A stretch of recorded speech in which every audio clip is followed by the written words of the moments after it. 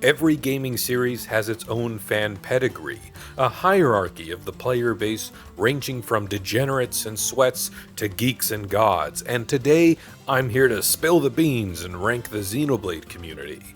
We'll picture it like a pyramid where the cream of the crop rests on top and the rest are somewhere along the way. But let's start even lower, at the very foundation to uphold our scheme. Starting below the very bottom, we have non-Xenobladers. These are people who aren't even within the Xenoblade community.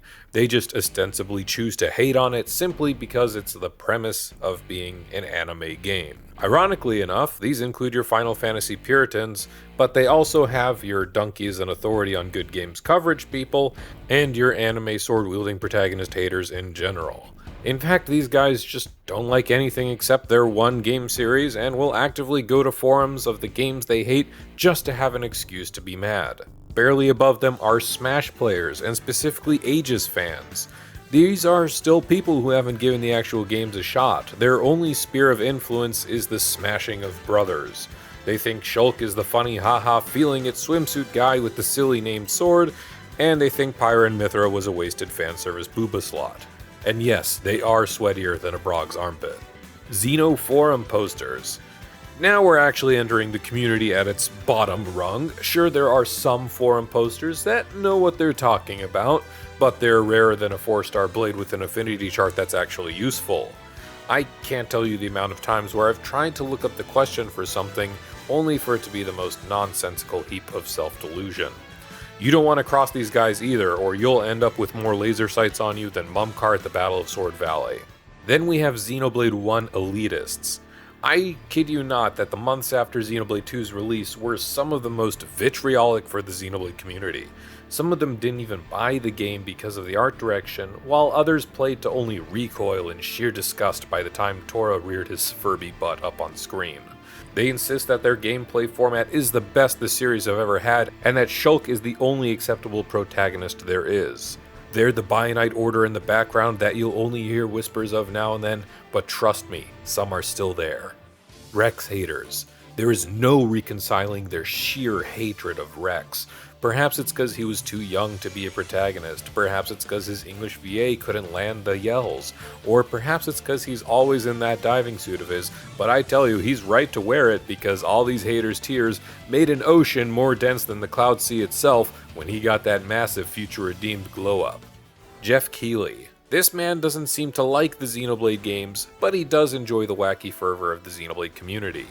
He knows the community is very vocal on social media and wants to ride that hype whenever possible, but when it comes down to talking about the games, he'd rather pull someone's New Game Plus footage off of YouTube and call it a day. He's like Dixon. He wants to be your chum and lead you on, only to shoot you in the back. Dirk is Mithra Kidders. I'll hand it to you, you've at least played Xenoblade 2 and 3, but Architect, forgive me, just let the damn meme die. Gears and Saga stands. Let's face it, if you've played through these games, you're likely as old as me. These guys have probably also played through Xenoblade and just love to soy Wojak their fingers across the screen whenever the slightest hint of a Gears or Saga reference comes up. They revere Takahashi as the second Messiah, but won't hesitate to raise the pitchforks against anyone who didn't enjoy their game. Nintendo of America. Us Freedom fans honestly get the short end of the stick. Never forget that NOA pushed to exclude Xenoblade Chronicles from coming out in both America and Europe almost entirely. Wario is their bouncer, and they've scarred the Xenoblade 3 players to the point where they had to go ask Shady Pawns up in Alchemoth if they got any of them collector's editions on the side.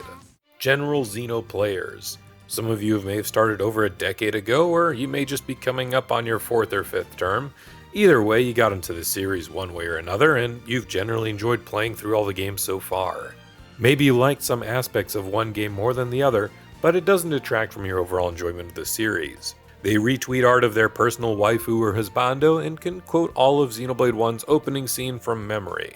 OP Rainfall enjoyers.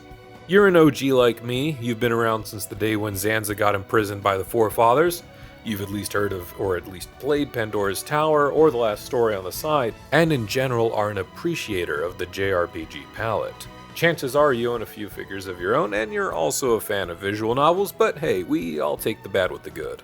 Xeno artists and YouTubers. They take their passion of the series to the next level, whether it's sketching their favorite characters or overanalyzing the same scene that 40 other people have already made a video of, but their dedication to Xenoblade cannot be understated. Don't get me wrong, some of them make some pretty cursed stuff, but hey, we all have to make sacrifices for that peak Nia art. Alright, we're in the upper echelon, so bear with me, only 3 more tiers to ring up.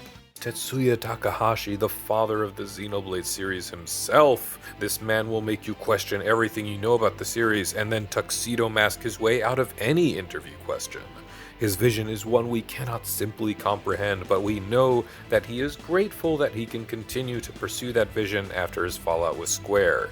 He has all of the conduit stones at his disposal and is to be as respected as he is to be feared.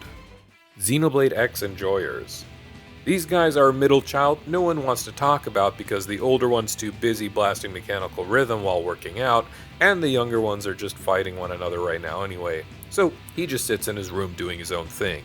He puts on his headphones to experience peak, and secretly gets to play the best game no one else plays, since it's on a dead piece of hardware that gets more restricted with every smack of the Nintendo gavel. But he just doesn't care. He has every achievement. He's the largest oil baron in all of planet Mira. He is one of the best open world experiences in gaming, and his scales would even give Ion a run for its money. The Xenoblade X enjoyer is truly uncontrollable. And at the very top is JV Spear Freak, yay!